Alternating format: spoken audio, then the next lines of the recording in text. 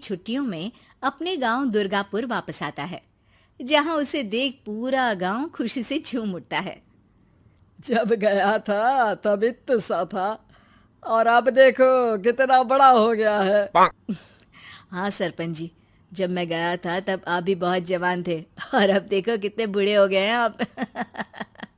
चलो चलो, बढ़िया है, बच्चा घर वापस आ गया। इसी खुशी में आज रात पार्टी होगी। क्या बात है, गांव में भी पार्टियां होने लगी। वैसे अगर पार्टी की बात है तो आज क्यों सीधा होली पार्टी करते हैं। होली पार्टी की बात सुन चहल पहल में अचानक सन्नाटा छा जाता है, जिसे देख मनोज को कुछ अजीब लगता है, लेकिन तभी सरपंच बात पलट देता है। अब बहुत देर हो गई, चलो सब अपने घर चलो, पार्टी के बारे में कल सोचेंगे। मनोज भी मम्मी पापा के साथ घर आ जाता है, पर होली पार्टी और उस पर पूरे गांव की खामोशी वाली बात अभी तक उसके जहन से निकलती नहीं। पापा, होली पार्टी की बात पर सब चुप क्यों हो गए थे? अरे होगी उनकी कोई अपनी बात, मुझे गांव की पंचायती थोड़ी पता है। थक गया हूँ, चलो सो जाते हैं, कल बात करते हैं। पापा की बात मानते हुए मनोज भी सोने चला जाता है। आज तो छुपा लिया, लेकिन हफ्ते बाद जब होली का दिन आएगा तब इसे कैसे रोकोगे?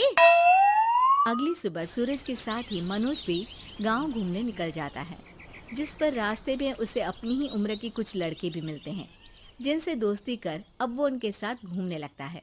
इसी तरह कुछ दिन बीत जाते हैं और होली नजदीक आने लगती है। दोस्तों, होली में 4 दिन ही बचे हैं, पर गांव में उसकी कोई तैयारियां क्यों नहीं दिख रही? क्योंकि यहाँ होली नहीं मनाई जाती। अरे पर ऐसा क्यों? वो राजा भूषण। अरे तुम 4 दिन के लिए आए हो, क्या इतना सोच रहे हो? चलो कुछ खाने चलते हैं। इसी के साथ एक बार फिर होली की बात को टलते हुए देख मनोज को शक होने लगता है।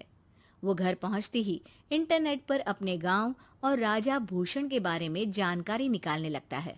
क्या? मुझे आज तक ये नहीं पता था। ऐसा कैसे? किसी ने मुझे कुछ बताया क्यों नहीं? सारी जानकारी लेने के बाद मनोज गांव वालों या अपने मम्मी पापा से कुछ पूछे बिना खुद ही उसकी सच्चाई के बारे में छानबीन करने लगता है, जिसके चलते वो राजा भूषण की हवेली में पहुंचता है। वाह, क्या हवेली है यार! पर क्या यहाँ सच में कोई भूत है? हेलो भूत जी, कोई है क्या? हम इस साल गांव में होली सेलिब्रेट कर रहे हैं, क्या आप उस पर थोड़ा इंटरव्यू देंगे? मनोज के ऐसा बोलते ही गांव में तूफान उठ जाता है और हवेली में रखी सारी चीजें हिलने लगती है। एक अदृश्य शक्ति मनोज को धक्का देकर हवेली से बाहर निकाल दरवाजा बंद कर लेती है। ये सब देख मनोज हैरान रह जाता है। क्या अभी मुझे हवा ने धक्का देकर बाहर निकाल दिया? मेरे होते हुए इस गांव में कभी होली नहीं मन सकती, इसलिए दोबारा ऐसी कोशिश भी मत करना, अंजाम बुरा होगा। आवाज सुन मनोज हैरानी से इधर उधर देखने लगता है, पर उसे कोई दिखाई नहीं देता। वो गांव वापस आ जाता है, जहां तूफान की वजह से सब कुछ तहस महस हो चुका होता है। आखिर ये तूफान आया कैसे?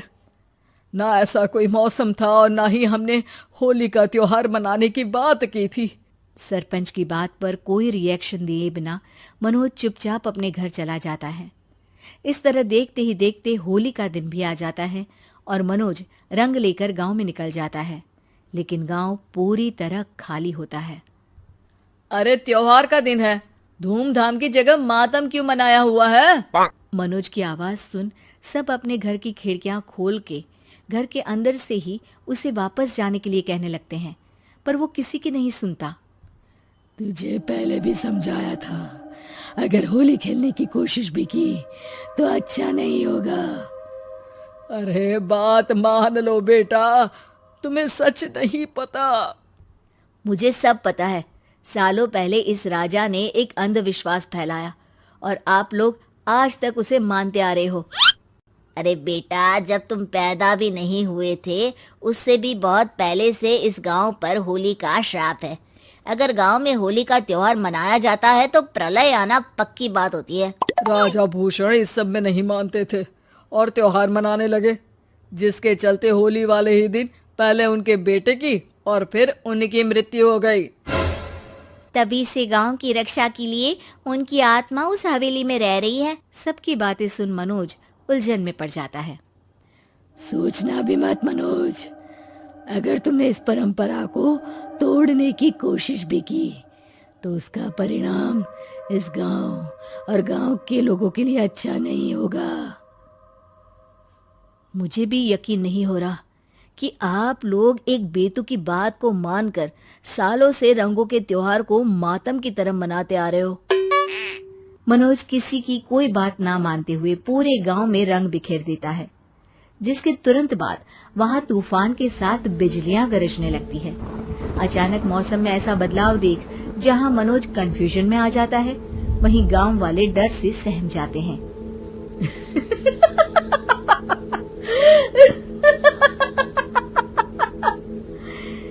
इस लड़के ने हमारे जैसे सिर्फ अपने स्वार्थ के लिए नहीं बल्कि पूरे गांव की खुशियों के लिए यहाँ होली मनाई है, जिस वजह से अब इस गांव पर होली का श्राप टूटता है।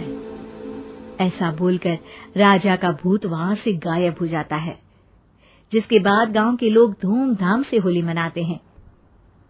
खुशियों के रंग गांव में बिखरे ही होते हैं कि अगली सुबह अचानक मनोज कहीं गायब हो जाता है और एक बार फिर गांव में होली का नया राज शुरू हो जाता है।